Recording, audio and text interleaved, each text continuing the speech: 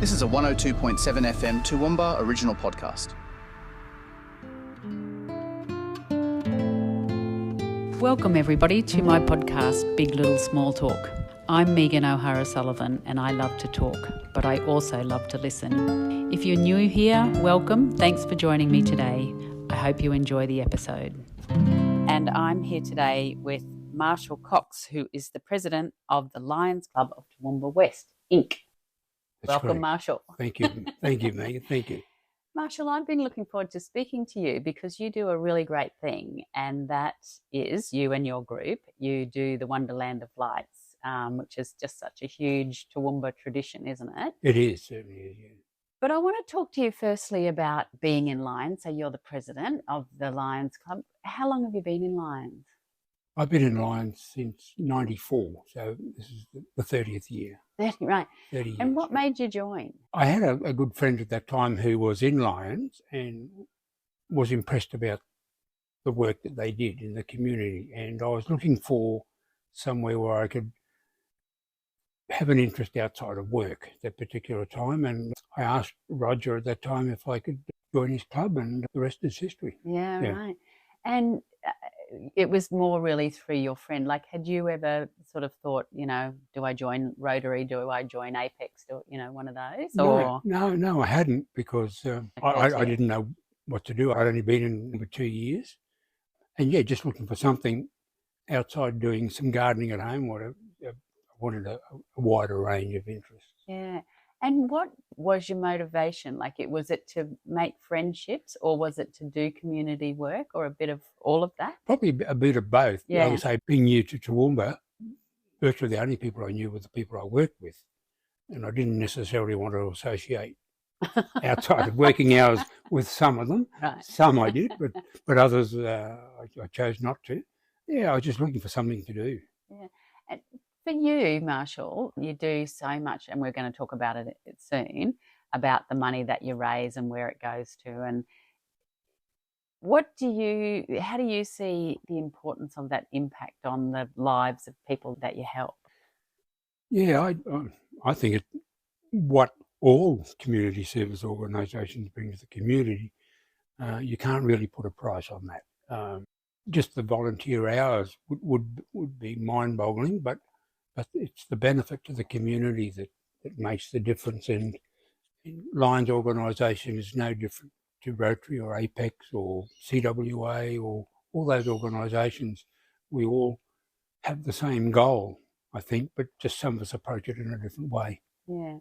Is it the good that you do? Like, do you have contact with like the recipients of that money, or you really give to groups like the hospice and that Lifeline? And do you, in your mind, when you're slaving away really incredibly, do you sort of picture the people that money is going to, or do you have that much contact with the sort of recipients? Not a lot of personal contact. With the hospital foundation, they bank the money that we give them so they've got enough to buy a substantial piece of equipment. And when that is handed over to the hospital, we're normally a part of that presentation because of the funds we do. The hospice, we don't have don't have any contact with the clients. It's certainly the staff we do. Yeah, they're great, the staff. I take my hat off for them. But probably the only time we do, we light up the back of the hospice at Christmas time with lights and that sort of stuff. And the feedback we get for what we do there is great. How long was it that when you went along with your friend, how long before everybody took a step backwards and you were left being the president? Like, how long did you before you got an official role?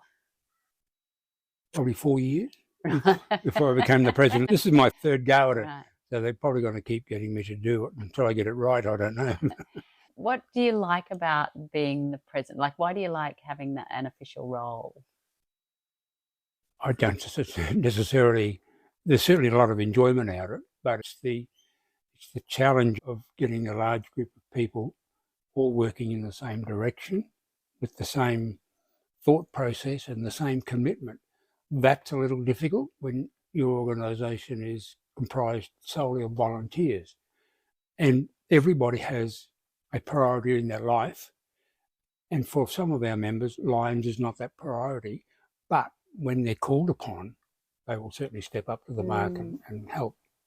Yeah, I mean, in a little while we want to talk about, obviously, this major event, but you were recommended to me as a worthy interviewee by a mutual friend, Joe Ramia. Yeah. And the things that he said about you, Marshall, he said what he kind of admires and what he finds really incredible qualities are your appetite for work and your leadership qualities. So let's talk about that for a little bit. Like, why do you think that you kind of are a natural leader, or have you evolved your leadership style with people who, like, you know, they say wrangling the cats or whatever it is, you know, herding kittens, creeping frogs in a wheelbarrow? That probably came from my work life when I was working for the government.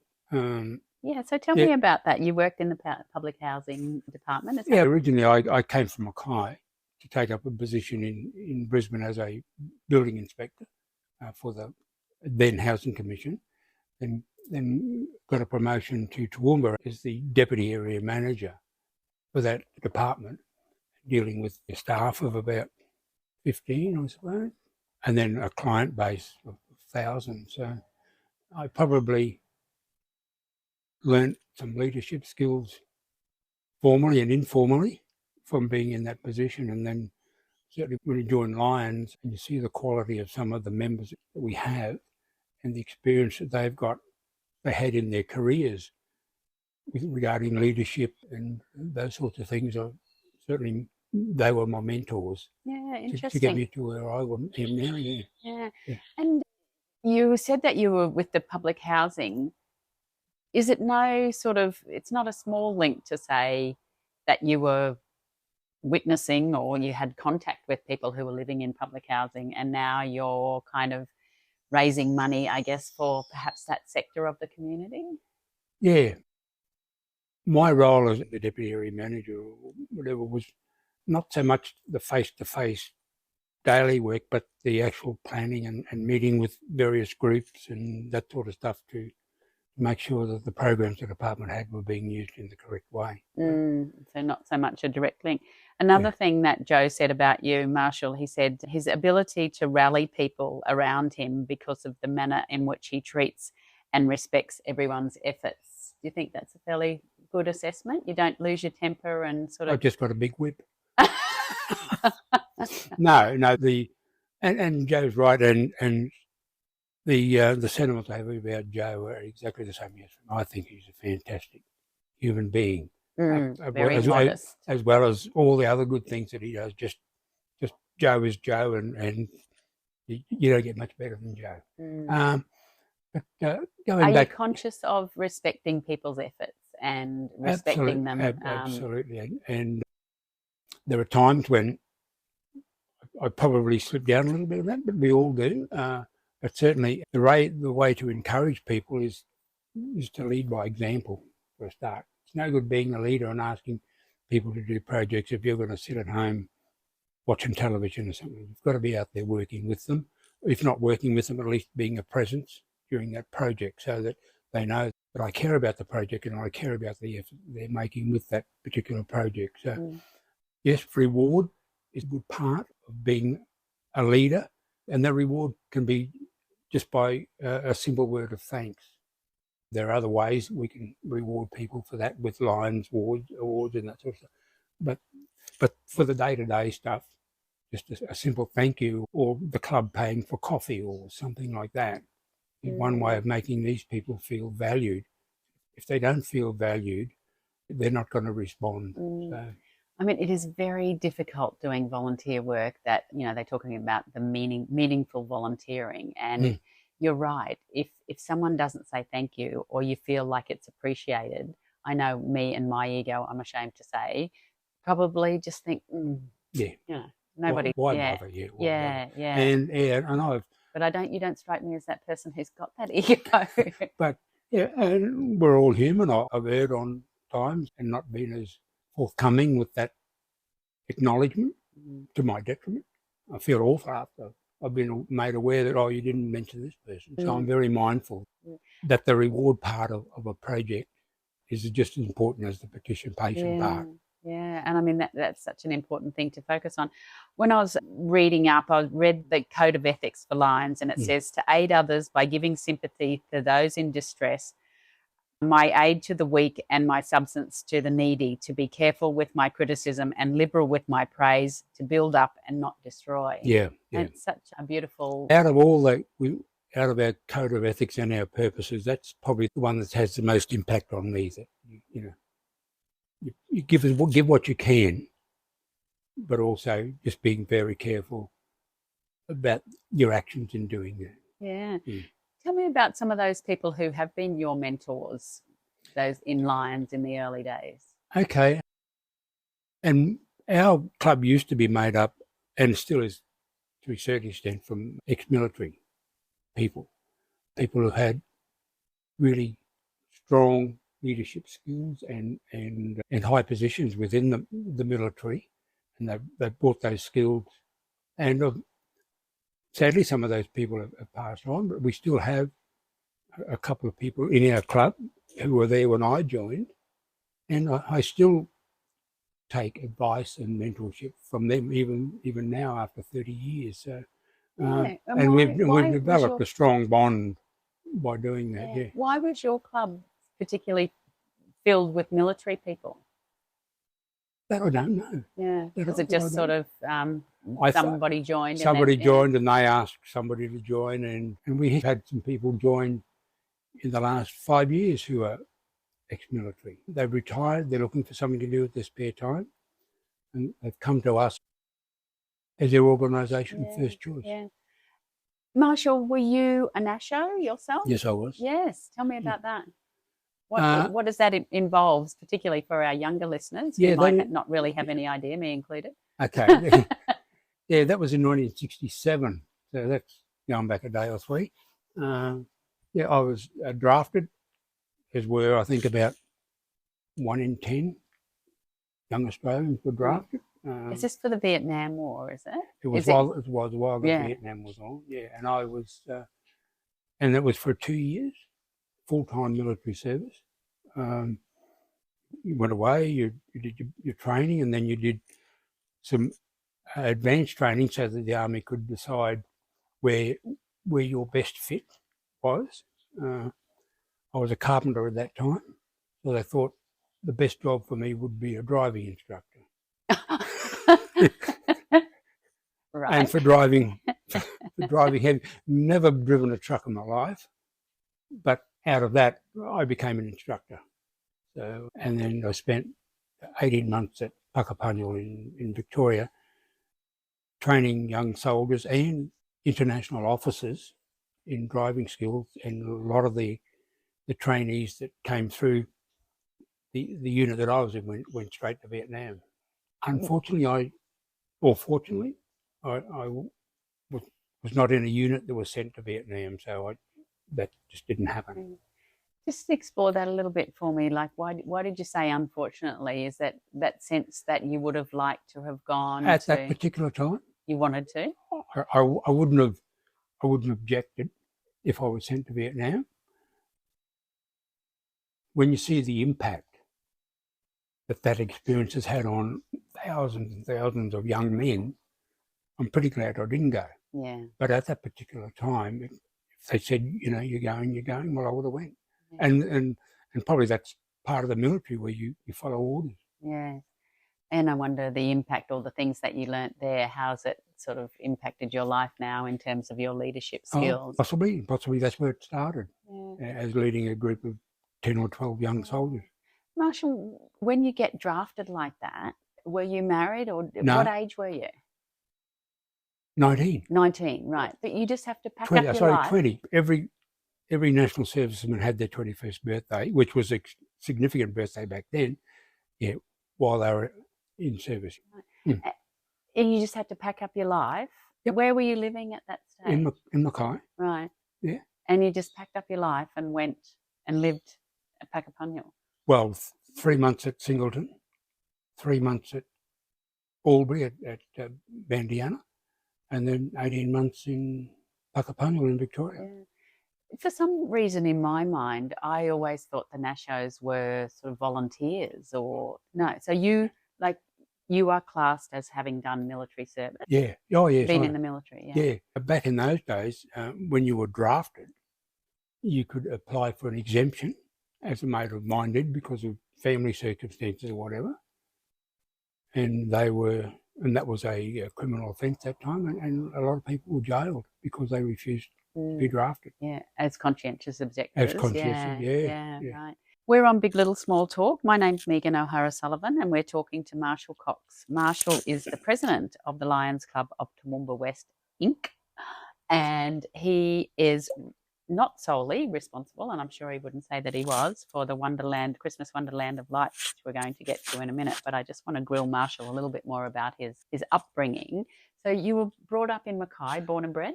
Yeah. You've got the complexion for it, sandy haired, white skin, lots of skin things for a bit. Second eldest of 7. 7? 7, yeah. I was born on a cane farm at a little place north of Mackay called Yalbaroo. A good Aboriginal name, yeah. Left there when I was in grade 2, I think. My father then had a cane farm, which didn't do so well, so he sold and moved to Mackay and worked for a carrying company in Mackay at that particular time. So we moved to Mackay, and I was there until I left to come to Brisbane in 92. Tell me about those 6 siblings of yours. Close, very close family? Yes, we are. What's the age difference between top and bottom? Right. Yeah. Men never know the answer to that question. My older brother is 81, and my youngest sister is just retired, so that would probably make her 60. Around that mark. So 21 years, your mother and father. And tell me about, what are the memories of kind of growing up in that big family and the dynamics of your parents and your siblings? Okay. The main influence in our lifetime then was our mother. Because my father worked during the day and Mum women didn't work in those days. So she was the biggest influence in our lives. What are your memories of your mother? What sort of person was she? She must have been a hard worker. Yeah, she was. There was always cooked meals for us and everything was done. She was loving, but she was firm. Was she? Yeah, she was firm. Like I wasn't allowed to go out at night time until probably about the second year of my apprenticeship. So. What about the name Marshall? That's an unusual name. Yeah, it's a great name. I like it. I don't know. I've asked my mother a couple of times before she passed away, and she saw it somewhere in a movie. Marshall, I've got a confession to make. I always thought that was your title, Marshall, like Commodore, Rear Commodore. Yeah. And I thought, what sort of a guy is he walking around with a name using a title like Marshall? Yeah. The Marshall of the Christmas Wonderland of Lights. Yeah. And was there much sort of discussion around values, and were your parents involved in community work as well? No, they weren't. It wasn't a big thing back then. We were raised in the Catholic faith. We went to church on Sundays, rain, hail or shine. No excuses. You had the Cox aisle, I would imagine, the pew, the third pew from the front or whatever. Because there's so much difference between ages sort of thing, by the time I was able to not go to church as much because sailing and swimming were a bigger priority. My older brother had left home before my youngest sister was born, so that spread. So certainly the girls who went to a convent went every Sunday, but we were looking for the excuse. What was the circumstances of you becoming a builder? How did that happen? It was my father's choice. Yeah, back in those days, most young guys got a trade. There wasn't the opportunities for university. The only time you heard of somebody going to university was to be a teacher or a doctor, all the other skills were learnt on the job, including nursing and all those sorts of things. And my younger brother and I were in Rockhampton on holidays Christmas time, and my auntie got a phone call from my father saying, "Get on the train, come home, I've got you both a job." So I was the apprentice carpenter and my younger brother was apprentice plumber. Did he? And he started work at 13. Oh, wow. Yeah. How has that impacted his life? Do you think he's resolute and just said, well, that's what you did back then? Or do That's you what think, he did around middle age. He changed and became an Anglican priest. Oh my gosh. Right. Out of all our siblings and our aunties and uncles would have said, he's the one who should have ended up in jail. You know?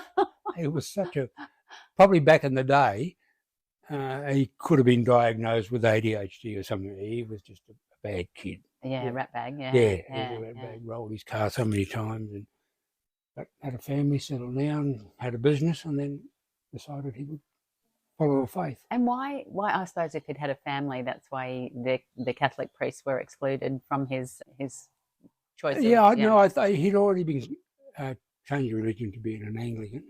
His wife and her family were Anglicans, and he saw a connection there. And yeah, interesting. Because in those, well, even in my day, someone in the family, and particularly a big family like yours, there was someone who had to become the priest or a nun. And did you feel that pressure when you were? No, definitely. No? Definitely. No. No, it was never a thought, because my mother wasn't Catholic. Right. But she was the driver. Yeah. And she took you all to Mass on Sunday? No, she made sure we went. Right. She didn't go? No, yeah, she didn't interesting. go. Yeah. She would go on special occasions, as would my father. And your father? Oh, your father didn't go either? Oh, no. Oh, no. Do as I say, don't do as I do. That's right. Yeah, that's always a good one, isn't it? Yeah. No, I think, and all credit to them, they wanted us to have a faith-based upbringing. I think we all went to a church school at some stage. Yeah. Although most of us have finished up in the state system in high school and that sort of stuff. Yeah. Back in those days, the Catholic school didn't run a high school sort of thing, but now they all do. Mm-hmm. And a lot of them continue their education in that same stream. Your faith, is it something that has continued, or can I ask you in another way, what do you have faith in these days? I'm a creationist. Explain. Not an evolutionist. Please explain. I lean to more the teachings of what are in the Bible rather than the teachings of science. But there's a point where the two come together, and I think that's where I am. There are elements of creationism that you can't dispute. As with evolution, there are elements there that are indisputable. So it's creating that balance that makes me live the better person that I want to be. Right. And does that drive your community work in any way, or you just don't really think about it? No, it doesn't. I would be involved in any community work, and it says in our code of ethics, regardless of faith or race or whatever, we're there to support our community regardless. Because you don't just do Lions, do you? You do Farm Fest. Yeah. You set up the site. How did you get involved in that? Through Joe. All right. Joe's good at dobbing you in for things, isn't he? Yeah, I got to know Joe through the Toowoomba's Christmas Wonderland committee.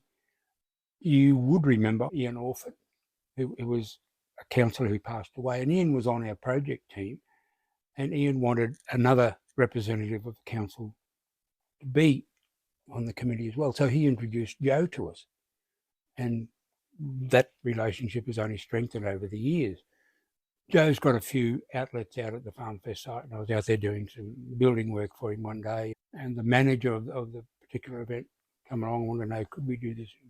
And then it just grew from there, and now we have a contract to maintain the whole site, and we provide 50 volunteers during the field days, that sort of stuff. This is through Lions again, is it? Through Lions, right. Yeah. Yeah, all the money that we earn all comes back into Lions. Right, yeah, so off the gate and things.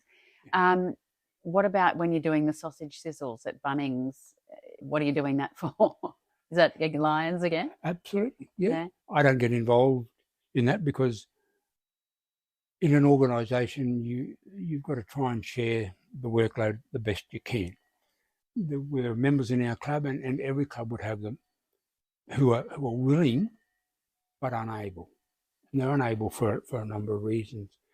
And some of those smaller type projects suit them better than coming out on a big mower all day or doing that sort of stuff. So that sort of program suits those members better.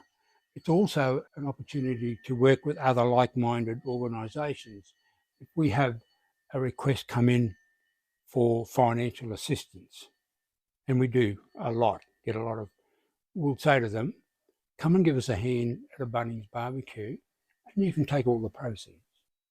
So it's a little bit of a reward for effort, and it also gives our members an opportunity to mix with other organisations or representatives of other organisations, so we can get a better view of what they do and how we can help them better. But so it's a matter of sort of trying to find a fit for everybody, isn't it? It is. Yeah, it is. And whose job is that? Is that your job? That's my job. Yeah, that's my job. And I do that by appointing, I have a board of members who actually are the management committee for that. And each of those board members has a task to do. Not apart from the treasurer and the secretary, those tasks are defined. But I have project leaders to do barbecues and farm fest and health and safety, our workshop area, a whole range of all our guest speakers, all that. So every one of the board members has a task, and then they select members from the club as and when they need help to run that particular program. So so that's the way I've introduced that sort of response this year. We used to go down the path of having a barbecue committee and all that sort of stuff, but people soon lost interest if they weren't involved. So it's just to have a leader, and then you call in the resources as you need them. A little bit of delegation. Yeah. I've been, certainly wasn't your club, but I have been as a guest speaker to some clubs, some service clubs, where the members sort of sit back and they put their hands behind their head and they cross their legs over, and it's sort of like, you entertain me for the next half an hour, and we're going to cut you off with the bell if you go over half an hour or whatever it was. I just found the whole experience quite... Absolutely. It was just awful. I didn't like it at all. No. And when we do have guest speakers, we give them a list of expectations that we have. You speak about whatever you want, but we would like you to restrict it within this time frame, and then we'll have some questions. And members, be polite, please. Absolutely. Not on the offensive. I'd certainly call that behaviour out for sure. And we somehow or other, I think you would. So we're on Big Little Small Talk. My name's Megan O'Hara-Sullivan, and we're talking to Marshall Cox, who is the president of the Lions Club of Toowoomba West. Marshall, let's talk about the Wonderland of Lights as the rain comes down from hopefully Cyclone Alfred won't affect us too much here. The Wonderland of Lights, I just cannot imagine how the logistics and the organisation and the what do you do in inclement weather, and what sort of size team have you got? Like you said that you delegate this, but say for this whole project, the Wonderland of Lights, what sort of size team are we dealing with here? We have a project team who works outside of the event. They do all the support stuff. And there's 12 on that team. They're representatives from the Lions. We have a representative from each of the major beneficiaries, Lifeline, Hospice and Hospital Foundation. We have an independent member who's also a great sponsor, and that's Joe Ramia, a member of the team. He's got a lot of experience that a lot of us will never gain, no matter how long we live. So, his input is very valued and appreciated. So that's that team, and we start meeting next week. We meet twice a month. So we've had January and February off, have we? Right. Yeah, yes. I'm very generous this year. We normally start in February. And we do all the planning. And the reason we have the major beneficiaries as representatives, because they bring expertise to the event that we don't have. The girls from the Hospital Foundation look after all our press and media stuff. Impressive website too, I have to say. Yes, and social media present. So they monitor that, monitor the Facebook stuff and whatever. So they do. If I want to do a media release, I'll do a draft, send it off. They'll tidy it up, send it back to me for approval, and then it's out. So they do that sort of stuff. Lifeline, because of the nature of their organisation, they look after all our volunteers. So they monitor the website, take, when the registration's open, they make sure that it's working. They work every night up there allocating tasks to the volunteers based on experience and whatever. So they do all that sort of stuff for us, which and is making sure that there's like all the gaps are plugged. absolutely yes, right, yep. Uh-huh. And then the hospice, they do all our administration.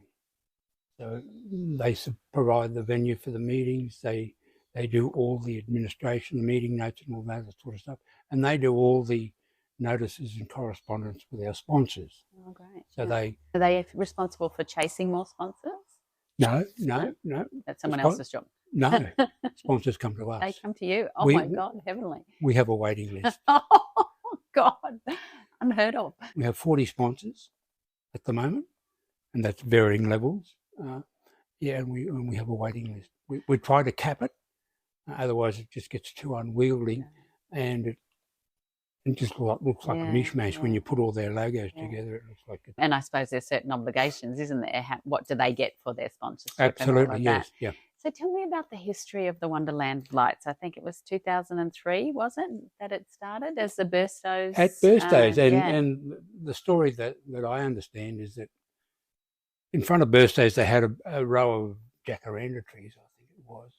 So one Christmas they decided to put some lights in the trees and people would stop and look. So what a great idea. So they did more lights the following year, and then they did stuff inside where people got out of their cars and walked in and had a look. So from there it escalated to a point where it became a traffic and parking issue. Back in those days, Ruthven Street was one lane each way. And they were lined up back to Kmart trying to get in. And also the Burstows put a lot of effort personally, they funded everything, and then it got to the point where Don Burstow said to me, listen, this is too big for a family or family group, and we don't have Christmas as a result of this. So in 2008, when I was the president, I got a phone call one day at work, and he said, I need to have a talk to you. I thought, hello, here we go. And it was about whether we would be interested in taking over the event in its entirety. Without even a hesitation, I said, yeah, it had to be approved by our board, but I said yes anyway. And then we asked for forgiveness later. We picked up 3 shipping containers and stored them in an old dairy in Nelson Street that Clive Burkhoff had. But it had no power, no water, and all that sort of stuff. So, so the first one we did was we sourced out of this dirt floor. So you inherited all the lights, and then where were you going to set it up then? We didn't know. Right. That was the challenge. I formed a group then, and those guys are still with me. Jeff Deacon and Merv Simon. Derek Tuffle at that time was on at Lifeline. He was the CEO of Lifeline, and he joined us. And we thought about where, we looked at the park over from the hospital. We looked at a couple of others, and so we arranged a meeting with Di Thorley. At the time, she was the mayor. And we had a meeting with her, and within 4 or 5 minutes, she said, why don't you use the Botanic Garden? We didn't even contemplate using a place like that because of the significance it has in Toowoomba. We probably occupied half the space that we have now for about 6 years, and then we've expanded to where we are now. So where do you store all the lights now? It's not in a shipping container on Nelson Street. And do you go and buy new lights, do you? We moved from Nelson Street to Brook Street, opposite where dairy farmers used to be, and that dairy down on the creek bank. Bit susceptible to flooding down there. In 2011, we lost everything. Lost everything? Everything. We were able to recover some stuff out of the mud and whatever. We've got heaps of photos of people coming and give us a hand and digging the stuff out of the mud and hosing it off and deciding whether we could use it or not use it. And then lights, electricity, water. Not much occupational health and safety going on there. No. So we had a meeting, and the club decided, we would resurrect Christmas Wonderland, and we did. Business organisations and those were fantastic during that time about the amount of grants and that they had, and we were able to secure a grant from RACQ to build us a fairly big shed. We had to find a block of land for that, and our council representative at the time was working with us. We got a corner of the old Willowburn soccer oval, and that's where we are now. We've expanded that. We have 2 large storage facilities and 3 shipping containers. Tell me about the design of it, and how do you decide what it's going to look like, or whether you're going to change it, or how do you make it more relevant, and those sorts of things? I've got one member responsible for that, Jeff Deacon, and unfortunately he wanted to step back from that. I really acknowledge his efforts and his willingness to do that, and so we've got another small team but Jeff used to do that solely. So if he had an idea that he might want to get a snow globe or something, we'd make that. Yeah, right. Make it or buy it. Right. Mm. And tell me about some of the figures, like how much money have you raised over what time, what frame are we talking? We're talking about from when Burstows started to seek donation, because it's all by donations. We don't charge admission at all. So it's all by donations, and it started from 2003 up until now, and it's $1.5 million. Incredible, isn't it? Yeah, it really is. And over 1.5 million visitors. Right. Yeah, so it's about dollar for dollar. Yeah, so interesting. We do a count every night of the number of people, and then we've got a bit of an idea of what the takings will be. And that's just at the gates, sort of thing, you know. So what about volunteer hours? How have you ever calculated that? it's a requirement of Lions organisation that we record our volunteer hours so that they can use that in promotional and that sort of stuff. Right. So, yeah, anywhere between 7,000 and 8,500 hours. In total so far, total. Right. Wow. No, every year. Every year? Every year. Is that right? Yeah. Oh my God. Yeah. Like I say, we have a team of about 35 every night, and then there's the setup and pack up, and that sort of, around that sort of figure.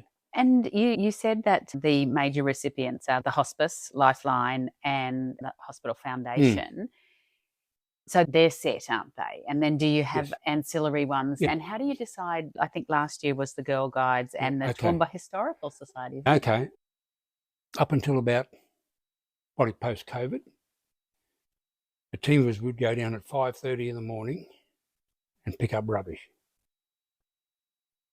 And then when we picked up the rubbish, then we'd open the park up, because we have to have the park open for the public every day. And then we would start what we needed to do.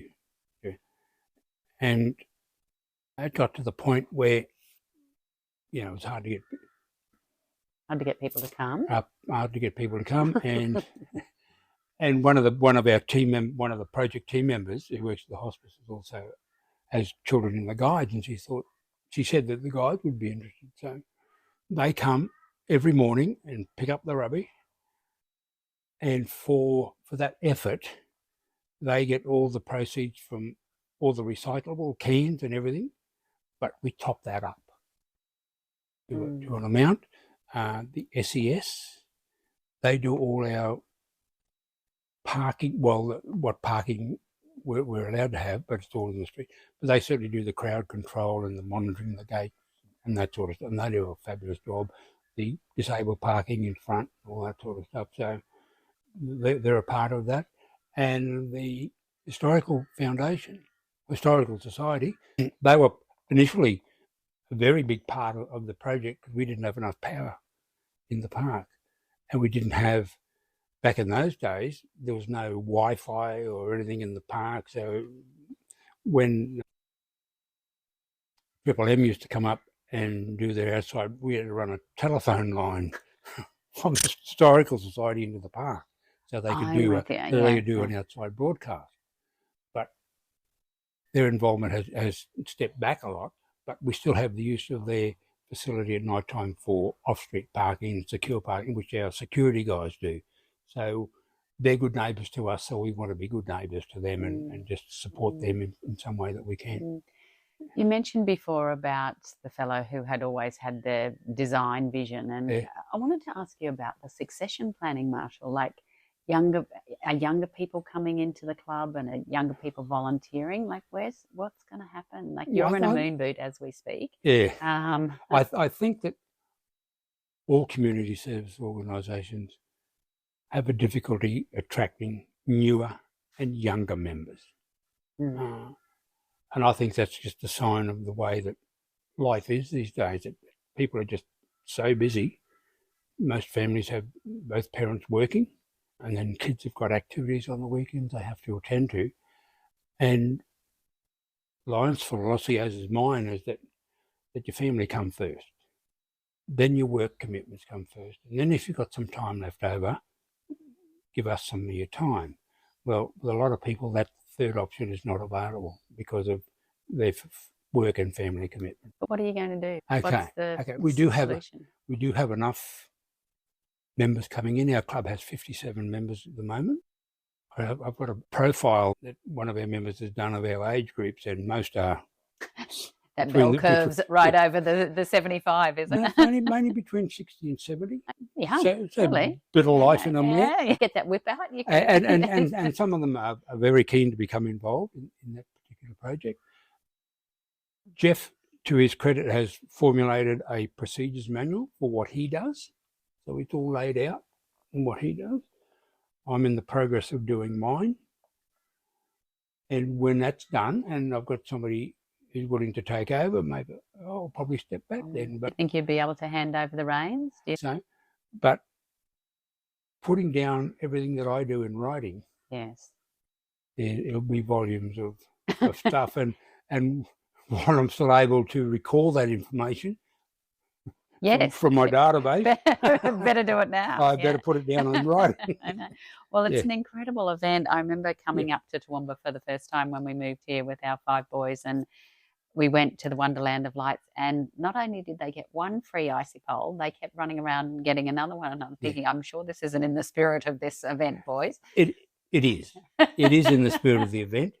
In the rules of the event, it's not. Yeah. One ice cream per child. And for some of our volunteers, that becomes a real issue. Go away, you've already had one ice cream or whatever. But in the scheme of things, we give away 20 extra ice creams a night. Is it worth getting worried about? Yeah. I don't think it is. I don't think it is. And our sponsors for that, who you can hear their bell now, they will give us whatever we want. Yes. And we haven't counted, but I would estimate 30 to 40,000 ice creams every year. Right. You better mention that annoying bell ringer. That's home ice cream, of course. Yes. Coming around deliberately. They've been with us since day one as well. We've got a lot of sponsors like that who've been with us since 2008. And we're acknowledging those now by advertising how many years they've been a supporter at the event. On their light box, we have a sticker that says 15 years or 20 years. Right. Well, we haven't even talked about I wanted to ask you about the local entertainers and the dance groups and the costume characters. Where would you like to see it in your mind? Does it need to expand? Does it need to stay about the same? What do you think? I think it needs to stay about the same. Some people think that we should have a set opening date and a set closing date. Do you have that now? No, we do not. We always open on the first Saturday in December, okay. And then close at Christmas Eve. So it runs for a whole month. Yep. More or less, yeah. But not so bad last year. We're only open for 18 nights. The year before was 23. And that's just the way the calendar worked. I think to have an opening on a set date, there may be some advantage in that. But as our team who do the installation of the lights and all that sort of stuff, saying that once it's up, it doesn't matter how many nights we're on, because it's then run by volunteers. And while we're continuing to get more volunteers than what we need every night, there's the appetite to keep it going for that period, rather than having a set night and only open for 2 weeks or something like that. Marshall, are you saying that you're oversubscribed for volunteers? Yeah. Oh my God. Oversubscribed for people sponsoring you. Yep. It would be unheard of in voluntary circles. Or, I would think so. I would think so. And that's probably up to the good work of Lifeline and our website. Our website is certainly easy to traffic through. It is, to get to the volunteer part of that, and that's thanks to our webmasters, Co-Bright, who do our Give website. them a mention too. They've been with us since day one. No, it's a brilliant. Under various business names, but it's still the same guys. So there are a few nights where people register to volunteer, so we know who's coming, and we know, or Derek knows where to task them and all that sort of stuff. And there are nights when people just don't turn up. I'm sure there's lots of that. Particularly if it's a damp night, or they've registered in October, and come December they've got their Christmas party on or something like that. Exactly. And we understand that, and that's when the Lions step up. Right. We have Lions come in every night Backfill.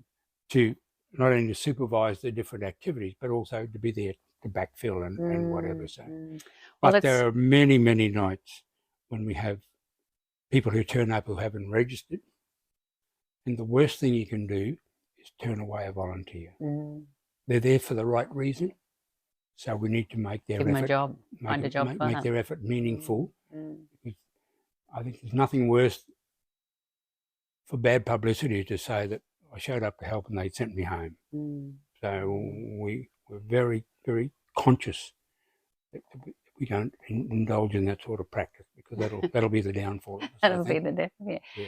Marshall, I haven't even asked half of the questions that I wanted to ask, and I've run out of time, but I always finish the interviews with two questions. One is, do you have a favourite royal?